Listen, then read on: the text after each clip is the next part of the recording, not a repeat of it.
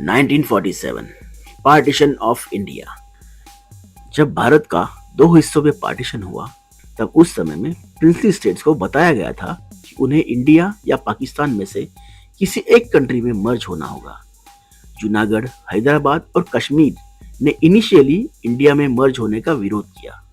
जूनागढ़ और हैदराबाद दोनों Hindu majority areas थे, पर उनके नवाब और निजाम रेस्पेक्टिवली ने पाकिस्तान को चूज किया, जो वहां रहने वाले लोगों की इच्छा के खिलाफ था।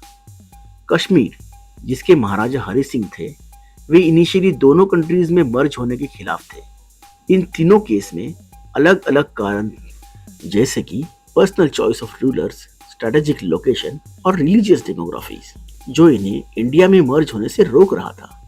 अल्टीमेटली भारत सरकार ने मिलिट्री और डिप्लोमेटिक इंटरवेंशंस का यूज करके इन स्टेट्स को भारत में मिला लिया।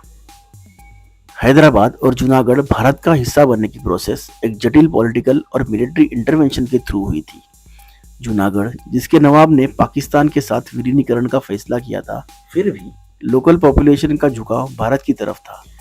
भारत सरकार ने मिलिट्री एक्शन और जनमत संग्रह यानी रेफरेंडम के थ्रू इस इशू को सॉल्व किया, जिसमें मेजॉरिटी लोगों ने भारत के साथ विलीन होना पसंद किया। हैदराबाद, जो एक और बड़ा और पावरफुल स्टेट था, वहां ऑपरेशन पोलो के नाम से मिलिट्री एक्शन लिया गया, जिसके बाद हैदराबाद भारत में विलीन हो गया। ये दोनों घटनाएं भारत के इतिहास में इंपॉर्टेंट इवेंट्स मानी जाती है, जो देश की एकता और अखंडता को मजबूती प्रदान करती है। जूनागढ़ और हैदराबाद इन दोनों स्टेट से अलग कश्मीर के महाराजा हरि सिंह इनिशियली इंडिया या पाकिस्तान में से किसी के साथ विलीन होना नहीं चाहते थे, क्योंकि उन्हें अपनी रियासत की ऑटोनॉमी और उनका पर्सनल राजतंत्र बनाए रखने की चिंता थी। पर जब पाकिस्तान सपोर्टेड ट्राइबल्स ने कश्मीर पर हमला किया, उनके पास भारत से मदद मांगने के अलावा कोई विकल्प नहीं बचा।